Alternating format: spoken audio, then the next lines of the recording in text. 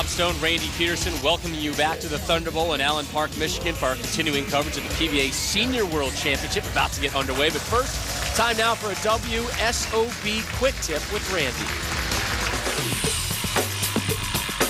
Hey folks, how many times have you ever had one of your buddies tell you you're dropping your shoulder? Well, guess what? That's what you want to do in today's modern game. Now, back in the 60s, 70s, when you threw the ball straight, you didn't want that right shoulder to go down if you're right-handed, right? Well, today, you have to have the right shoulder below the left shoulder because the bowling balls of today are so much more aggressive. They hook so much more, and now we want to get the ball to go to the right. The only way to do that, the right shoulder has to be lower than the left. Drop the right shoulder, throw more strikes. Thank you, Randy. I love your knowledge today.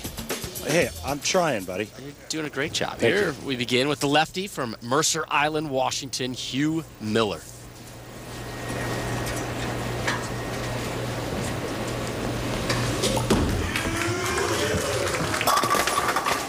Leaves the 8-pin. Those things are slick. Man. And Hugh keeps himself pretty busy as we take another look at his first shot. Long distance runner. And if you hear about his new hobby, he's building an unlimited hydroplane replica of the 1956 Wahoo, sponsored by Boeing. Picks that one up. What does all that mean, Rob? I don't know. It's going into the Hydroplane and Race Boat Museum in Seattle. And in his spare time, he's a real estate agent. Hey, Hugh, way to multitask. Here's Harry Sullins from Chesterfield Township, Michigan. They called him on the introductions, the first time I had heard of it, the Motor City Cobra. And I have to admit, I kind of like it. Yeah, it's a nice nickname, but hey, we always called Harry the Ledge. The Ledge opens up with a strike here in our title match of the PBA Senior World Championship. The winner receives a berth into the 2010 PBA Tournament of Champions, held at Red Rock Lanes in Vegas in late January, as we take a look at the tail of the tape between our two combatants. You see that Hugh Miller is averaging almost 15 pins a game higher than Harry Sullins. So on paper, it looks like it's advantage southpaw. But as a famous sportscaster once said, that's why they play the game. Sullins to open the second. Back-to-back jacks.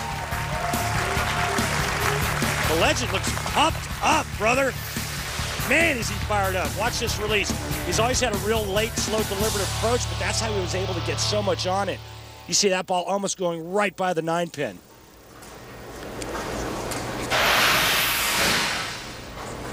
Miller. His effort in the second. Still looking for his first strike.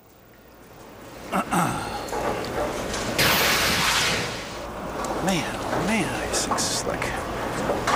Harry Sullins looks pumped up. Hugh Miller looks irritated. Second time he's said already how slick it is on the approach.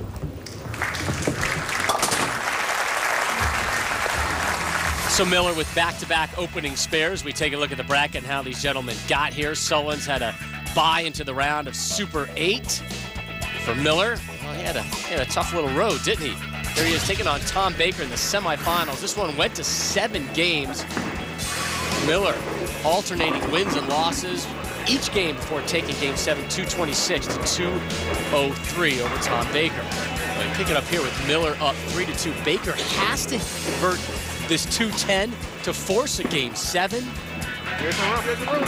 How about that? That's some gutsy bowling from Tommy B, but it all be for naught. Hugh Miller would take game 7 by 23 pins and move on to our title match versus Harry Sullins. So Miller with 9 spares in the first 2 frames, still looking for his first strike as we begin the 3rd frame. Push. And he finds it.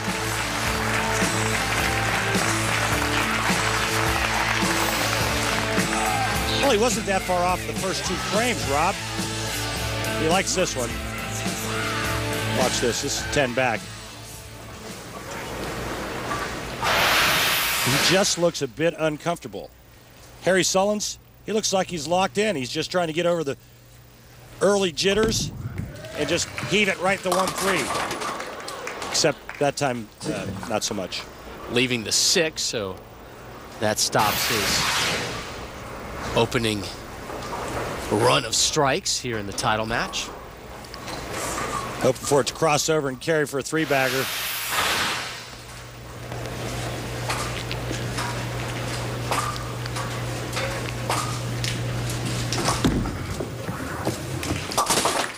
So Sullins remains clean through 3. Strike, strike, spare. Flash back to his semifinal outing versus Brian Brazeau. That went 7 games. Take a look at the scoreboard. Brazeau shoots .214. Harry Sullins going at a .216 pace. First strike in the 10th frame. Locks it up. And there it is. Harry Sullins advances to make his first ever senior PBA telecast. And that flows so effortlessly into our Flomax weekly update. Sullins won his last tour title in '94 at the Tums Classic in Connecticut. Today he's looking for his first senior tour title.